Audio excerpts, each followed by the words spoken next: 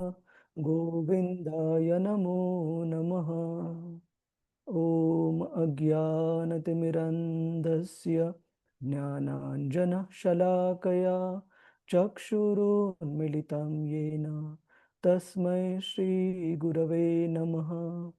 श्रीचैतन्यमनोभीष्टं स्थापितं येन भूतले स्वयं रूपा कदा मह्यं ददाति आपको क्या सब्जी स्वपदान्तिकम्। मंडी बता रही थी मैं, रोटी का ठेला। वन्देऽहं श्रीगुरो श्रीयुतापदकमलं श्रीगुरोन् वैष्णवांश्च श्रीरूपं सागरजातं सहगना रघुनाथान्वितं तं सजीवं साद्वैतं सावधूतं परिजनसहितं कृष्णचैतन्यदेवं श्रीराधा कृष्णपदान् सहगना ललिता श्रीविशाखान्वितांश्च।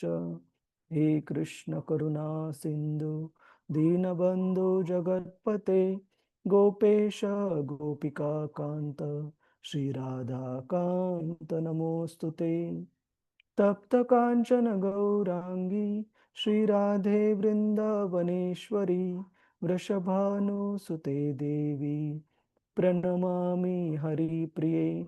वं च कल्पतरुभ्यश्च कृपा सिन्धुभ्य एव च पतितानां पावनेभ्यो वैष्णवेभ्यो नमो नमः। नमः ॐ विष्णुपदाय कृष्णपृष्ठाय भूतले श्रीमते भक्तिवेदान्त स्वामिन् इति नामिने। नमस्ते सरस्वते देवे गौरवाणी प्रचारिणे निर्विशेष शून्यवादी पाश्चात्य देश तारिणे। जय श्री कृष्ण चैतन्य प्रभु नित्यानंद श्री अद्वैत गदाधर श्रीवास आदि गौर भक्त वृंदा। हरे कृष्णा कृष्णा कृष्णा हरे हरे, हरे राम राम राम हरे हरे। हरे कृष्णा। प्रभु जी माता जी आप सभी का स्वागत है। तो हमने पिछले बार देखा कि हरे किस प्रकार से, हरे कृष्ण, किस प्रकार से श्रील नारद मुनि जी के जीवन में हम ये भक्ति के अलग अलग स्तर देखते हैं। सताम कृपा, उन्हें श्रील भक्ति वेदांतों की जो कृपा प्राप्त हुई, जिससे कि नारद मुनि जी को मौका प्राप्त हुआ उनकी माँ के साथ उन भक्ति वेदांतों की 4 महीने के लिए चातुर्मास्य के समय पर उन भक्ति वेदांतों की सेवा अर्पण करने के लिए। और किस प्रकार से उस सेवा अर्पण करने से नारद मुनि जी में श्रद्धा प्राप्त हुई उनको, उन उनकी और अच्छे से सेवा अर्पण करने के लिए और कृष्ण कथा सुनने के लिए। और किस प्रकार से उन्होंने गुरु पादाश्रय, मतलब फॉर्मल इनिशिएशन दीक्षा तो नहीं हुआ, लेकिन नारद मुनि जी ने उनके अनुमति से उनके उच्चिष्ट प्राप्त किए और भगवान की भक्ति के मार्ग में भी ज्ञान प्राप्त किया। और किस प्रकार से प्रतिदिन सुबह और शाम जब भी वो भक्ति वेदांत कृष्ण कथा चर्चा करते थे, तो नारद जी उनके अनुमति से उसमें भाग लेते गए। उनके हृदय की किस प्रकार से शुद्धिकरण हुआ और फिर भक्ति के मार्ग पर वो किस प्रकार से दृढ़ तरीके से स्थापित हुए। और श्लोक क्रमांक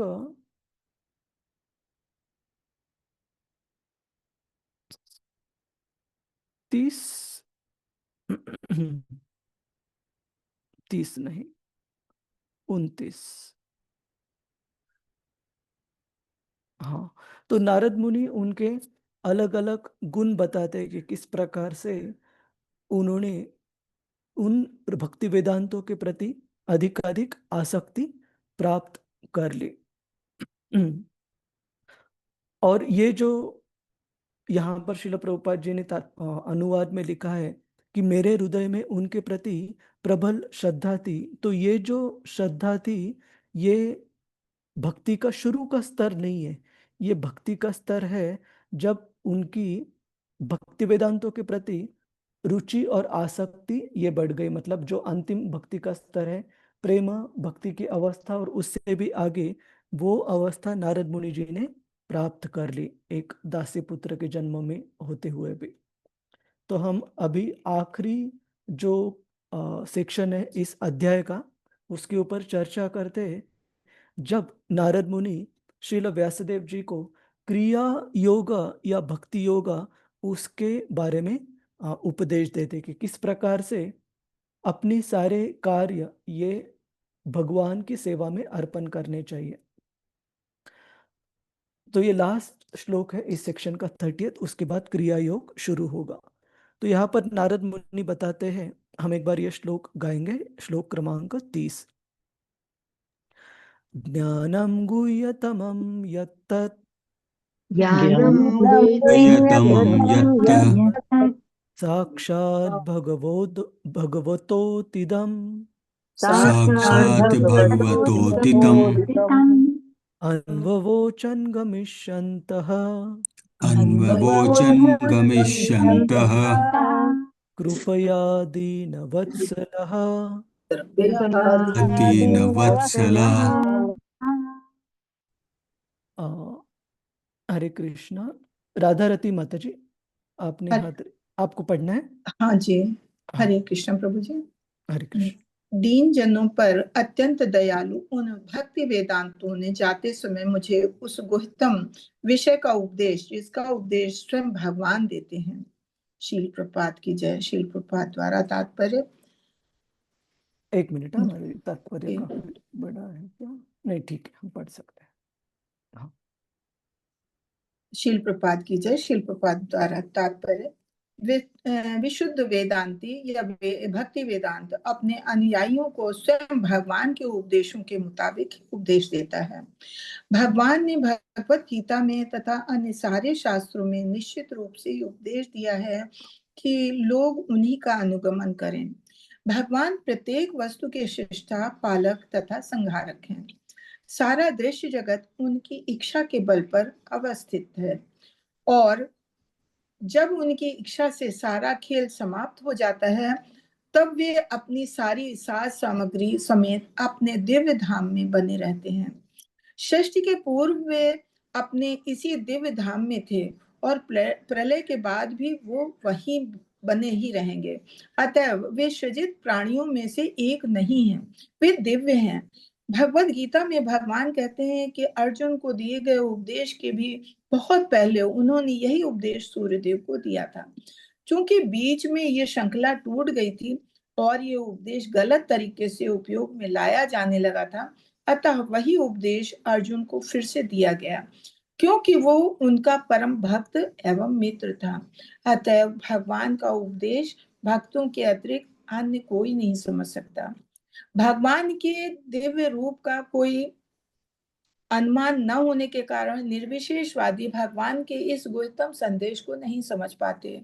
यहाँ पर गुह्यतम शब्द अत्यंत महत्वपूर्ण है, क्योंकि भक्ति का ज्ञान निर्गुण ब्रह्म के ज्ञान से बढ़कर है। ज्ञानम का अर्थ होता है सामान्य ज्ञान या ज्ञान की कोई शाखा। यही ज्ञान विकसित होने पर निर्गुण ब्रह्म के ज्ञान तक पहुंच जाता है। इसके ऊपर जब इसमें कुछ कुछ भक्ति मिल जाती है, तो ये परमात्मा का ज्ञान या सर्वव्यापी भगवान का ज्ञान बन जाता है। ये अत्यंत गुह्य है, किंतु यदि ये ज्ञान शुद्ध भक्ति में सेवा में परिणत हो जाता है, तो दिव्य ज्ञान का गुह्य अंश प्राप्त हो जाता है, तो ये गुह्यतम ज्ञान कहलाता है। भगवान ने ब्रह्मा, अर्जुन, उद्धव इत्यादि को ये गुह्यतम ज्ञान प्रदान किया। हरे कृष्ण प्रभु जी, बहुत बहुत धन्यवाद। हरे कृष्णा, धन्यवाद माता। श्रील प्रभुपाद की जय। तो प्रश्न सारे भक्तों के लिए कि ये गुह्यतम शब्द हम भगवत गीता में कहाँ पर देखते हैं प्रभु जी, माता जी? कौन से अध्याय में? चैप्टर 9, 9th चैप्टर, जिसका शीर्षक है राजविद्या, द किंग ऑफ नॉलेज।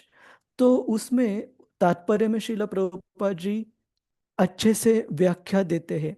गुह्य ज्ञान क्या है, गुह्यतर ज्ञान क्या है और गुह्यतम ज्ञान क्या है? किसी को याद है प्रभु जी, माता जी? Sorry, one second.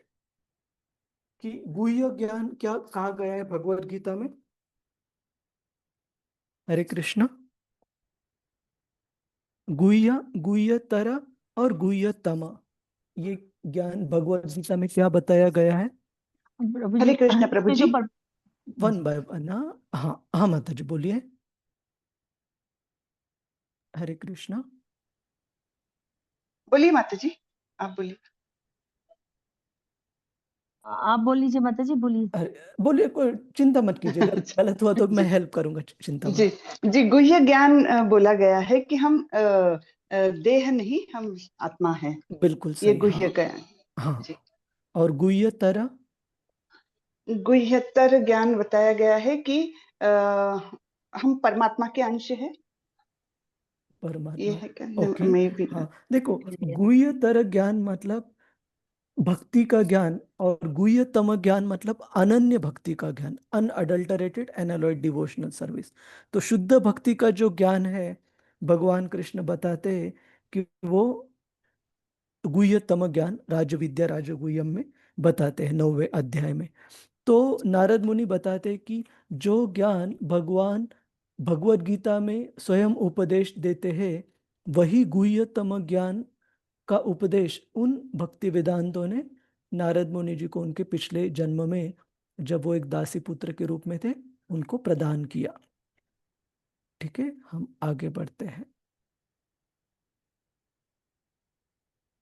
उस गुह्य ज्ञान से मैं संपूर्ण पदार्थों के सृष्टा, पालक तथा संहार करता भगवान श्री कृष्ण की शक्ति के प्रभाव को ठीक ठीक समझ सका। उसे जान लेने पर कोई भी मनुष्य उसके उनके पास लौटकर उनसे साक्षात भेंट कर सकता है। आगे चलते हैं हम। और नारद मुनि बताते हैं कि किस प्रकार से विद्वानों द्वारा यह निश्चित हुआ है कि समस्त कष्टों तथा दुखों के उपचार का सर्वोत्तम उपाय यही है कि अपने सारे कर्मों को भगवान श्री कृष्ण की सेवा में समर्पित कर दिया जाए। तो यहाँ से 32वें श्लोक से लेके नारद मुनि अगले 4 श्लोकों तक व्यासदेव जी को किस प्रकार से अपने कर्म भगवान के लिए, भगवान की सेवा में अर्पण करने चाहिए, और उससे, उस क्रिया योग या कर्म योग से किस प्रकार से व्यक्ति जीवन की सर्वश्रेष्ठ अवस्था को प्राप्त कर सकते हैं, इसके बारे में बताते हैं। तो इसके बारे में एक प्रश्न था प्रभु जी, माता जी, कि कर्मयोग और भक्ति योग में क्या फर्क है? कर्मयोग, निष्काम कर्मयोग और भक्ति योग, इन तीनों की कोई एकदम सादे शब्दों में कोई व्याख्या बता सकता है कि क्या फर्क है इन तीनों में? हरे कृष्ण। मे बी हरे हरे कृष्ण हाँ प्रभु। माता, हरि हाँ वन बाय वन, एक मिनट। कर्मयोग, हाँ, कर्मयोग मतलब ये साधारण सकाम कर्म जो अपन करते हैं उसको कर्मयोग कहा है। हाँ, और निष्काम कर्म, और थोड़ा विस्तार से बताइए। साधारण कर्म। अपन कर्म करते हैं उसमें अपनी फल की कोई इच्छा नहीं रखते अपन, उसमें भगवान के ऊपर छोड़ देते हैं, जो अच्छा बुरा कैसा भी होगा भगवान के ऊपर छोड़ देते हैं, ये कर्म हो गया। और निष्कार कर्म होता है, निष्काम कर्म होता है जिसमें अपनी कोई भी इच्छा नहीं होती, सब भगवान के ऊपर, सब निष्काम का भगवान के लिए कर्म किए जाते हैं सारे, ओके। सारे कर्म भगवान के लिए किए जाते हैं, वो निष्काम कर्म हो गए। और और तीसरा क्या पूछा प्रभु जी? भक्ति योग। और भक्ति योग, भक्ति मतलब भगवान की अनन्य सेवा पूजा करना, भगवान को प्रसन्न करना, और भगवान की भक्ति प्रसन्न करने के अलावा मन में कोई भी अभिलाषा नहीं होना, ज्ञान कर्म में कोई सी भी अभिलाषा नहीं होना चाहिए। अच्छा, अनन्य धन्यवाद। अभिलाषा शून्य ज्ञान कर्म आदि अनावृतम, इस तरह से अपनी भक्ति होनी चाहिए। ठीक, ठीक, धन्यवाद माता जी। और भी कुछ तो जो भक्त उत्तर देना चाहते हैं वो कृपया अपना डिजिटल हैंड रेज करके रखिए। और पता नहीं पार्टिसिपेंट्स, अच्छा सॉरी, हाँ अभी मुझे मैं हाथ। प्रयत्न करूं प्रभु थोड़ा हाँ सा। माता जी, हरे कृष्ण, बोलिए माता जी। हरे कृष्ण प्रभु जी। तो कर्म योग जो है, योग अर्थात भगवान से संबंध जोड़ना, भगवान हम्म से जुड़ना यानी योग। तो अपने कर्म के माध्यम से जब हम भगवान से जुड़ने का प्रयास करते हैं तो वो कर्म योग हो जाता है। निष्काम कर्मयोग जो है तो उसमें कोई भी फल की प्राप्ति की अपेक्षा न रखते हुए, अर्थात फल को पूर्णतः भगवान को समर्पित करते हुए हम कर्म करते हैं, उसके कर्म फलों का भोग करने की इच्छा नहीं है, तो वो निष्काम कर्मयोग हुआ। और भक्ति योग अर्थात निष्काम कर्मयोग में हम अपनी पसंद के कर्म करते कम हैं भगवान को समर्पित करके, और हाँ भक्ति योग में हम भगवान को जो प्रिय हो ऐसा कर्म करते, चाहे वो हमको प्रिय हो ना हो, तो वो भक्ति योग। बहुत बहुत धन्यवाद माता जी। तो ये जो अभी लेटेस्ट उत्तर हमने देखा, ये this is almost close to correct, 70-80% तो उसमें जैसे माता जी ने कहा कि कर्मयोग मतलब व्यक्ति एक विशेष प्रकार का कार्य करने के लिए प्रेरित है, आसक्त है, और उस कार्य का जो फल प्राप्त होता है उस फल के लिए भी आसक्त है, लेकिन फर्क यही है कि वो फल वो भगवान को अर्पण करता है। ठीक है। निष्काम कर्मयोग मतलब कार्य करने के लिए आसक्त है, लेकिन कार्य का जो फल है उसके प्रति निष्काम कर्म, इसका मतलब उस कार्य के फल के प्रति वो आसक्त नहीं है, भगवान की प्रसन्नता के लिए वो कार्य कर रहा है, लेकिन वो व्यक्ति वो कार्य करने के लिए जरूर आसक्त है, फल के लिए नहीं लेकिन। और भक्ति योग, इसका मतलब कार्य क्या करना है ये व्यक्ति पूरी तरह से इसके लिए भी भगवान के प्रति समर्पित है। इसका मतलब कार्य और फल दोनों ही वो भगवान के ऊपर छोड़ देता है। कार्य करना है लेकिन भगवान जो चाहेंगे वो कार्य करना है। जिस प्रकार से अर्जुन ने अंत में भगवान ने जैसा कि भगवान ने जिस प्रकार से उनको चॉइस दी थी 18वें अध्याय में, लेकिन अर्जुन ने जिस प्रकार से भगवान की इच्छा थी उसी प्रकार से अपना कार्य करने का चुना, तो वो हुआ भक्ति योग। तीनों का डिवीजन जो है करेक्ट पता चला माता जी, प्रभु जी, हरे कृष्णा। कि कर्मयोग में हम कार्य के लिए फल के लिए दोनों के लिए आ सकते हैं, बस वो कार्य का फल भगवान के सेवा में हम अर्पित कर रहे हैं। निष्काम कर्मयोग में कार्य के लिए आ सकते हैं लेकिन कार्य के कर्म फल के लिए आसक्त नहीं है। और भक्ति योग मतलब जो कार्य है वो भी एक विशेष प्रकार का कार्य है, इसके प्रति हम आसक्त नहीं है, जो भी भगवान की इच्छा है उसे के अनुसार भक्त कार्य करता है। किसी का कोई सवाल है प्रभु जी, माता जी, हरे कृष्ण। हरे कृष्ण प्रभु जी। प्रभु जी इसको ऐसे बोलेंगे ना, ऐसे भी समझ सकते हैं ना सिंपल शब्दों में, कि जैसे कर्म योग मतलब हम 10 रुपए का कोई काम करते हैं तो उसमें हम भगवान को बोलते हैं 1 रुपया मैं तुझे चढ़ा दूंगा, है ना, हाँ ऐसा।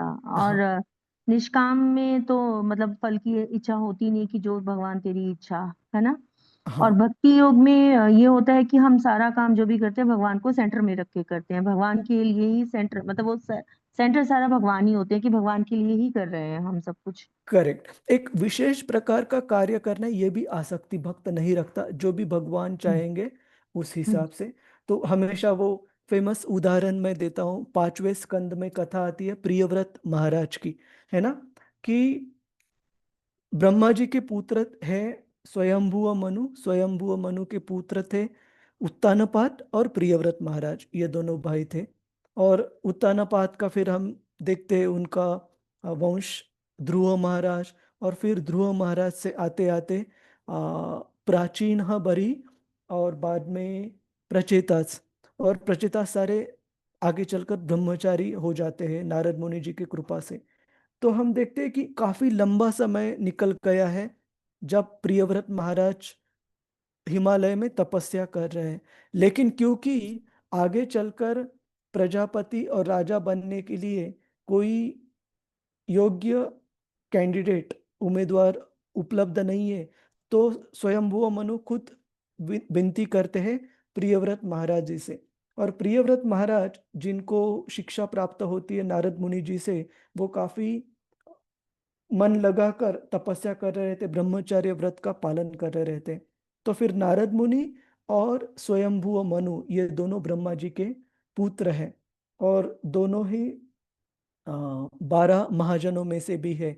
तो प्रियव्रत महाराज को पता नहीं चलता कि अपने पिताजी की सुने या अपने गुरु महाराज की सुने, जब अलग अलग इंस्ट्रक्शंस आ रही है कि नारद मुनि कह रहे हैं कि ब्रह्मचर्य व्रत को आगे बढ़ाओ, और स्वयं वो मनु कह रहे हैं कि आप विवाह बंधन में स्थापित होकर इस पृथ्वी के भौतिक जगत के जगत का कार्य आगे लेके जाओ।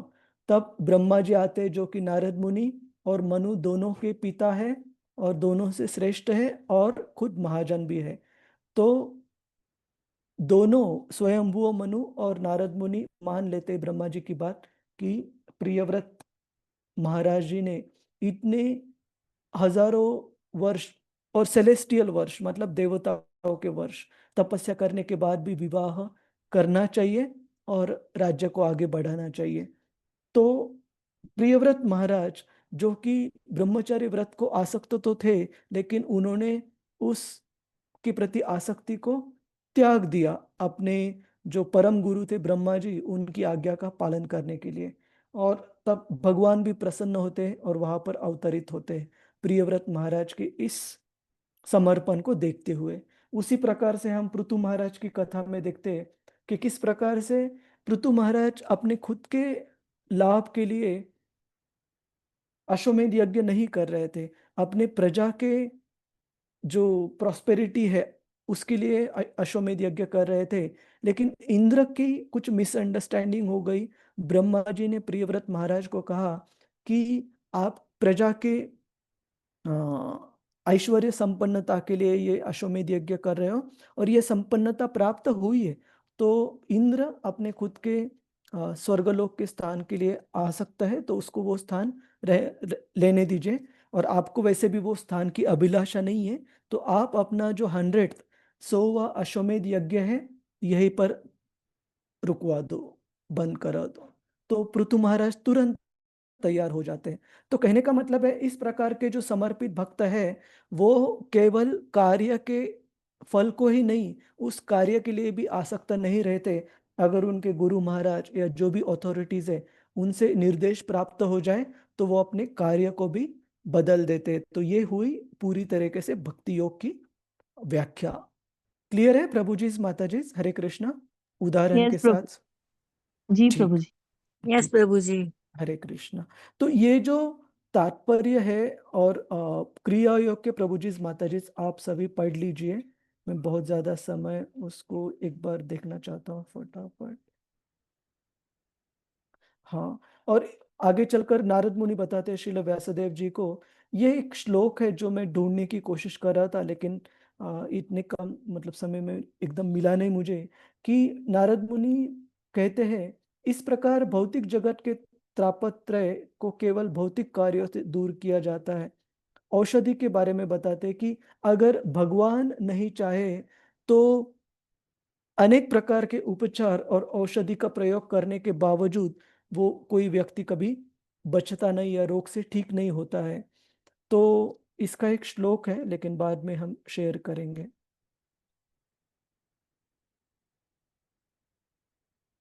इस प्रकार जब मनुष्य के सारे कार्यकलाप भगवान की सेवा में समर्पित होते हैं तो वही सारे कर्म को जो उसके शाश्वत बंधन के कारण होते हैं कर्म रूपी वृक्ष के विनाशकर्ता बन जाते हैं।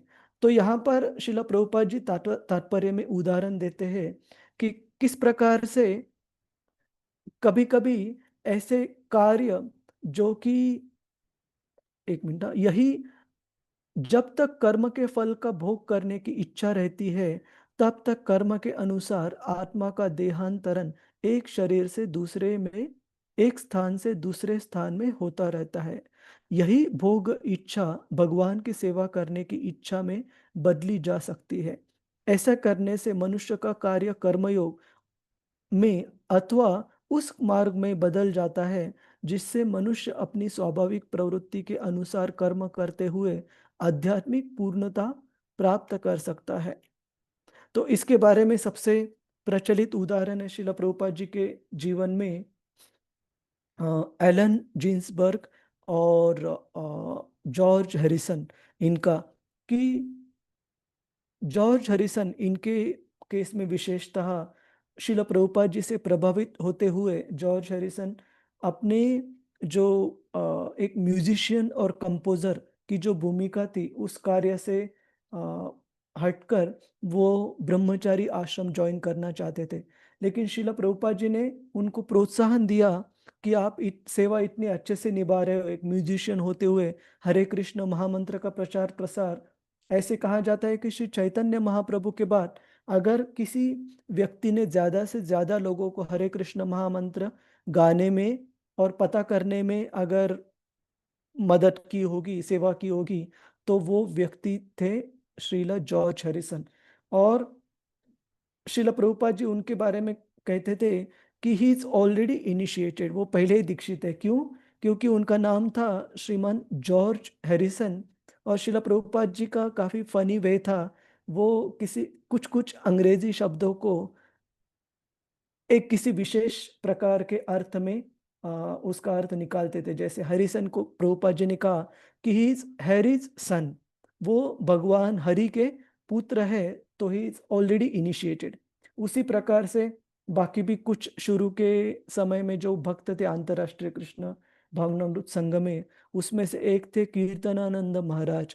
तो महाराज कुकिंग काफी अच्छे से करते थे, तो श्रीला प्रभुपाद उनको किचनानंद बुलाते थे, कि जो कि किचन में सेवा योगदान देने में काफी रुचि लेते हैं। और उसी प्रकार से एक भक्त थे गर्ग मुनि प्रभु। तो श्रीला प्रभुपाद जी वो का फिनांसेस, जो पैसे के रिलेटेड जो सेवाएं थी, काफी अच्छे से मैनेज करते थे। तो श्रीला प्रभुपाद जी उनको गर्ग मणि बुलाते थे।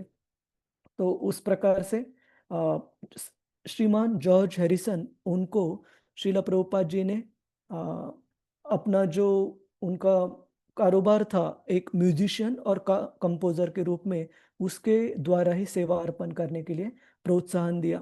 और वही George Harrison Srila Prabhupada ji Krishna book के प्रस्तावना में उनके बारे में लिखते हैं कि ये कृष्णा बुक का पब्लिकेशन उन्हीं के वजह से संभव हुआ। उस समय पर मतलब 1970s के समय पर श्रीला जॉर्ज हैरिसन उन्होंने 20,000 पाउंड्स या 25,000 पाउंड्स का योगदान दिया था, जो कि उस समय पर काफी बड़ी धनराशि थी। आज भी है, आज भी उसका मूल्यांकन अगर 20,000 पाउंड्स भी पकड़े तो क्लोज टू 20 लाख के आसपास आता है। आप इमेजिन कीजिए उस समय पर 70s में उसकी वैल्यू कितनी अधिक होगी।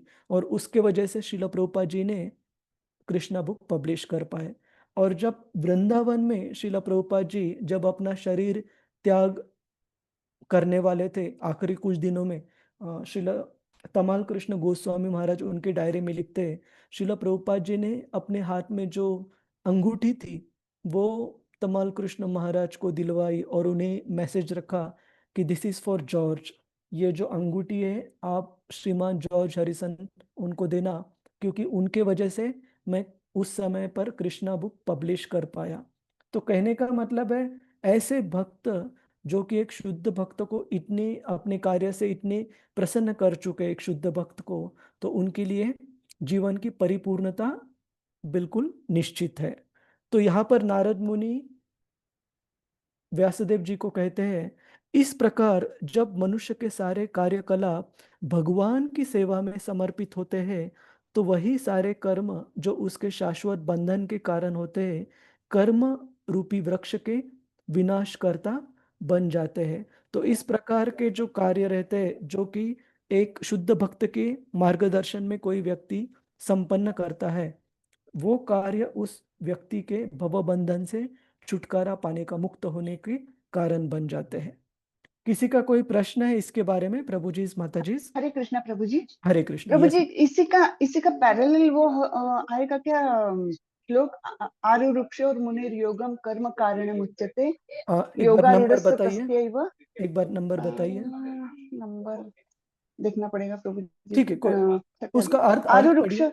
आरुरुक्ष और मुनिर योगम कर्म कारण मुच्यते, यानी जो योग में सिद्धि प्राप्त करना चाह रहा है उसके लिए कर्म साधन है, लेकिन जब एक बार वो योगारूढ़ हो गया तो उसके लिए कर्म मायने नहीं रखते, इस प्रकार से।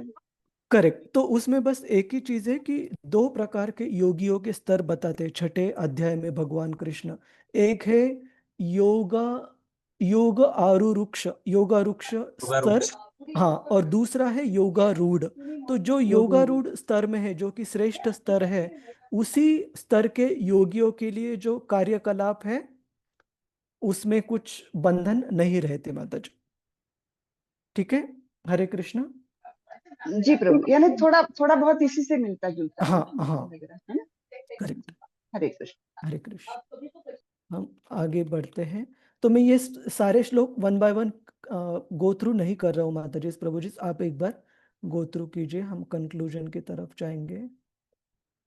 इस जीवन में भगवान की तुष्टि के लिए जो भी कार्य किया जाता है उसे भक्ति योग अथवा भगवान के प्रति दिव्य प्रेम भक्ति कहते हैं, और जिसे ज्ञान कहते हैं वह तो सहगामी कारक बन जाता है। मैं एक प्रभु जी का नाम याद करने की कोशिश कर रहा हूँ।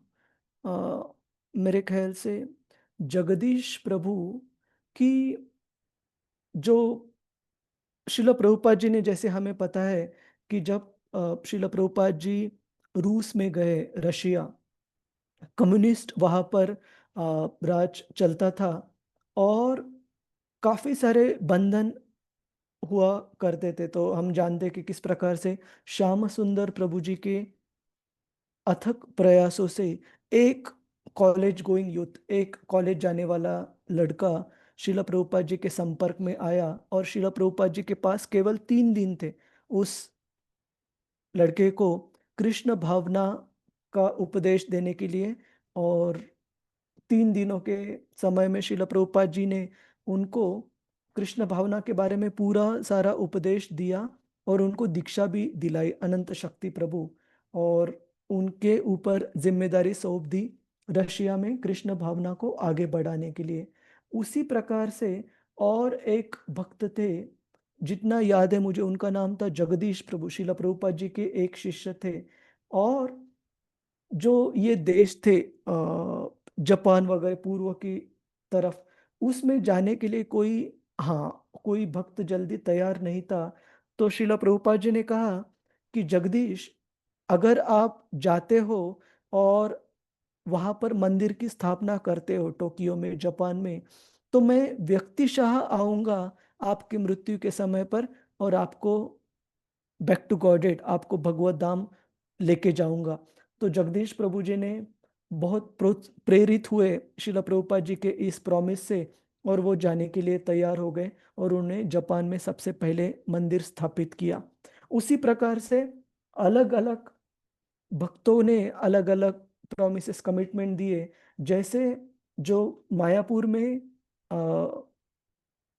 टेम्पल ऑफ वैदिक प्लानिटोरियम TOVP बनने जा रहा है, और 2026 के एंड में नवंबर दिसंबर के समय पे उसका उद्घाटन भी है।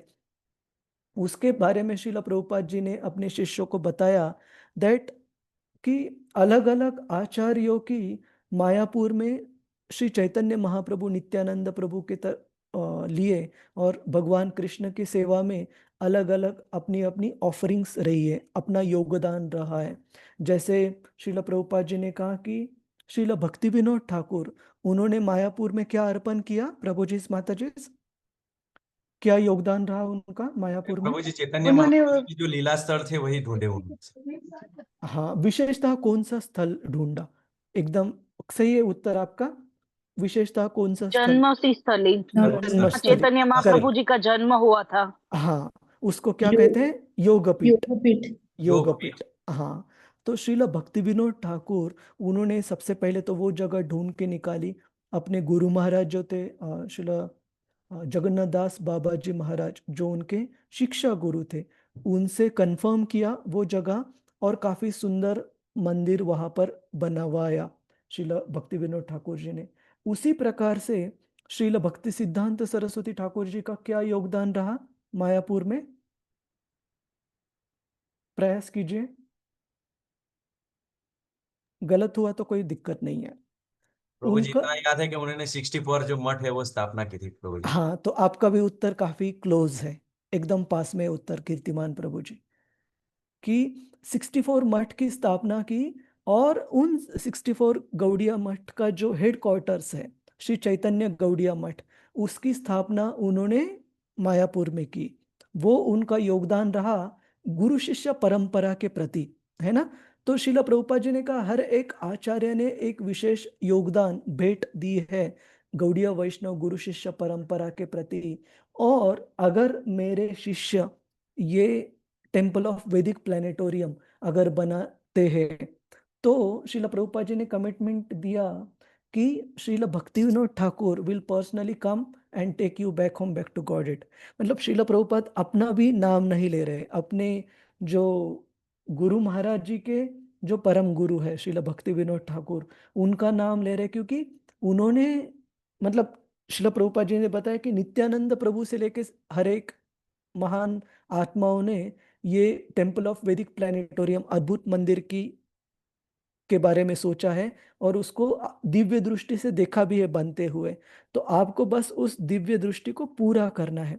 तो कहने का मतलब है, जब कोई व्यक्ति भगवान की प्रसन्नता के लिए, और भगवान की प्रसन्नता इसका मतलब है उनके शुद्ध भक्त की प्रसन्नता भी, तो ऐसे शुद्ध भक्त की प्रसन्नता के लिए अगर कोई व्यक्ति इस प्रकार का कार्य करता है और उस कार्यकलापों में कुछ कमी भी रह जाती है, कुछ इधर उधर गड़बड़ी भी होती है, लेकिन कार्य करने की जो प्रेरणा है वो पूर्ण रूप से शुद्ध है, तो वो कार्य उस व्यक्ति को भगवत धाम और भगवान का दिव्य प्रेम प्राप्त कर सकता है ना। जैसे हमने एक उदाहरण देखेंगे, ये जो प्रियव्रत महाराज का उदाहरण हम चर्चा कर रहे थे, भागवतम के 5वें स्कंद में देखते हैं कि जब प्रियव्रत महाराज अंत में राजा बनते हैं और राज्य करने लगते हैं, तो पूर्ण रूप से वो जो सब्जेक्ट्स है, सारी प्रजा है, उनके आध्यात्मिक विकास के लिए खुद को सौंप देते हैं।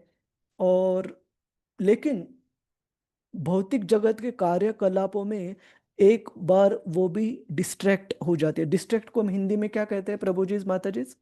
डिस्ट्रैक्ट होना, पतित पतित प्रभु। भटकना, एकदम आकर्षित हो जाए। ध्यान भटकना, हाँ, थोड़ा सा ध्यान भटक भटक जाते हैं, भटक भटक जाते हैं। हाँ, भ्रमित हो जाना। भ्रमित हो जाना। भ्रमित। हाँ, कि भक्ति भ्रमित मार्ग हो से इन राज्य के कार्यकलापों का कार्य करते वक्त एक समय पर थोड़ा सा भटक भी जाते हैं, लेकिन उन्होंने वो जो सेवा थी वो स्वीकार की थी ब्रह्मा जी के कहने के ऊपर, स्वयंभुव मनु के निर्देश के ऊपर। तो उनके पीछे तीनों महाजनों का आशीर्वाद था, नारद मुनि, स्वयंभुव मनु और ब्रह्मा जी। और इतना ही नहीं, भगवान खुद प्रसन्न हुए थे उनके समर्पण को देखते हुए।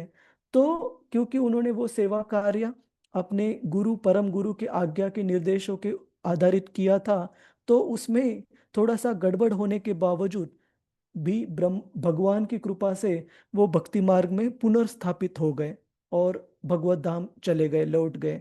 तो कहने का मतलब है, इस प्रकार का कार्य जो शुद्ध भक्त के निर्देशों के ऊपर आधारित रहता है, उस कार्य में कभी कुछ कमी भी रह जाए तो भी भगवान उस व्यक्ति के समर्पण को भूलते नहीं है। ठीक है, क्लियर है प्रभु जी, माता जी? कि कहने को तो ये क्रिया योग है, कर्म योग है, लेकिन हम ये नहीं कह सकती कि ये व्यक्ति कार्य के लिए या कार्य के फल के लिए आ सकता है। क्यों? क्योंकि जब कार्य करने का प्रयोजन पूरी तरीके से भगवान की तुष्टि के लिए और भगवान के शुद्ध भक्तों की प्रसन्नता के लिए, तो वो भक्ति योग से कम बिल्कुल नहीं है। ठीक है प्रभु जी, माता जी? हरे कृष्ण। जी प्रभु जी। हम ठीक आगे है। बढ़ते हैं। पूर्ण पुरुषोत्तम भगवान श्री कृष्ण के आदेश अनुसार कर्म करते हुए मनुष्य निरंतर उनके नामों तथा उनके गुणों का स्मरण करता है। तो यहाँ पर अंत में श्रील नारद मुनि व्यासदेव जी को उपदेश देते हैं, आइए हम सब वासुदेव तथा उनके पूर्ण अंश प्रद्युम्न, अनिरुद्ध तथा संकर्षण सहित उनकी महिमा का कीर्तन करें।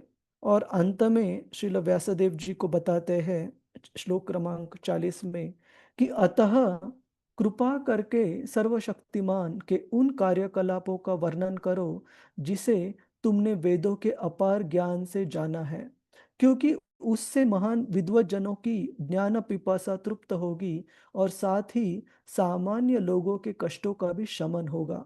जो भौतिक दुखों से सदैव पीड़ित रहते हैं, निस्संदेह इन कष्टों से उबरने का कोई अन्य साधन नहीं है।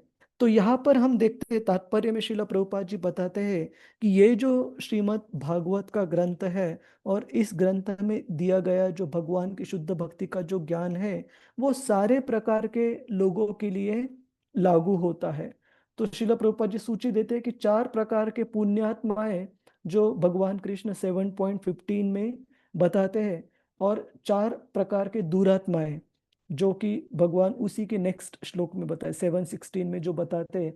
इन 8 प्रकार के लोगों के लिए, सज्जनों के लिए और दुर्जनों के लिए भी ये जो भक्ति का ज्ञान है श्रीमद् भागवत में श्रील व्यासदेव जो द्वारा रचित, वो ज्ञान लाभदायी है। और इसी के साथ साथ नारद मुनि अपनी जो शिक्षा है अपने शिष्य के प्रति, श्रील व्यासदेव जी के प्रति, वो यहाँ पर कंक्लूड करते हैं। ठीक है, तो थोड़ा सा हमने संक्षेप में देखा आखिरी जो सेक्शन है वो, लेकिन आपका अगर पढ़ने के बाद कोई सवाल है या कोई डाउट है प्रभु जी माता जी, तो हम विस्तृत रूप से उसका उस पर चर्चा कर सकते हैं। ठीक है प्रभु जी माता जी, हरे कृष्णा। हरे कृष्णा प्रभु जी। ठीक है, तो अभी जो भक्त किसी का कोई सवाल है प्रभु जी माता जी, before we start the unit test शुरू करने से पहले? हरे कृष्णा। यस प्रभु जी, 5 लोग हैं जो आए हैं। हाँ हाँ, हरे कृष्णा प्रभु जी। हरे कृष्णा। यस पूनम श्री प्रदा माता जी। हाँ प्रभु जी, मेरा प्रश्न तो क्या प्रॉब्लम है प्रभु जी, कि जैसे ये वर्किंग डेज में जो भक्ति की, तो वो मैं अटेंड नहीं कर पाती प्रभु जी, क्योंकि मैं जॉब में हूँ। अच्छा, वर्किंग डेज तो में मतलब शनिवार को भी दिक्कत है क्या संडे माता जी? हमको एक मिनट। समय रहे तो वो मैं हाँ अटेंड कर। चले, 1 मिनट दीजिए बस। रति रूपा माता आवाज जी आ रही है लाइव प्रभु स्ट्रीम जी? बंद कर सकते हैं क्या?